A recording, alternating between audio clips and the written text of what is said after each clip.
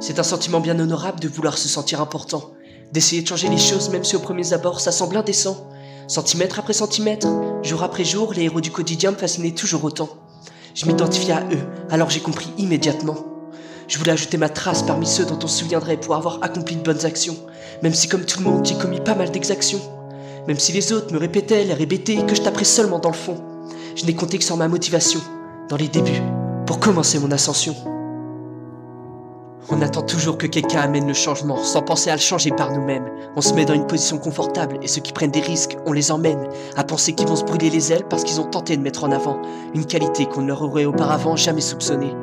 Mais n'oubliez pas que c'est facile de regarder, encore plus facile de blâmer, mais difficile de s'affirmer, là où le commun des personnes n'ont jamais osé aller par lâcheté. Donc la pierre ne la jetez pas sur les autres qui tentent une ascension, mais sur vous-même, car votre haine envers les autres, elle reflète votre appréhension.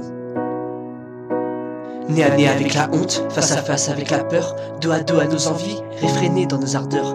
Combien de fois j'ai modifié quelque peu mes paroles, car j'avais constamment en tête que les haters donneraient cœur joie de me blâmer à la moindre erreur.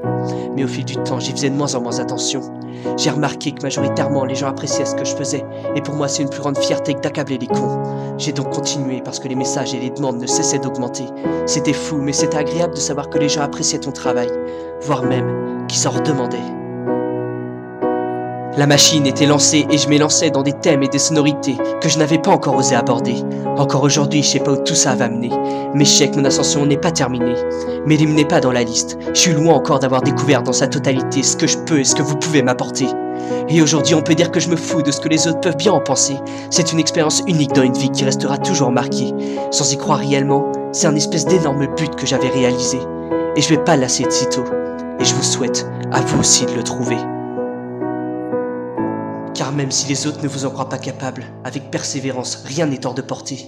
Porté par vos rêves et un acharnement, un talent finit toujours par se décupler. Bien sûr, les gens pensaient que j'étais ridicule et que mes tentatives étaient vaines. Mais eux qui n'avaient jamais essayé, de quel droit m'adressaient-ils ce genre de conseils? Puis c'est les imbéciles qui changent les visions car eux seuls pensent qu'ils en sont capables.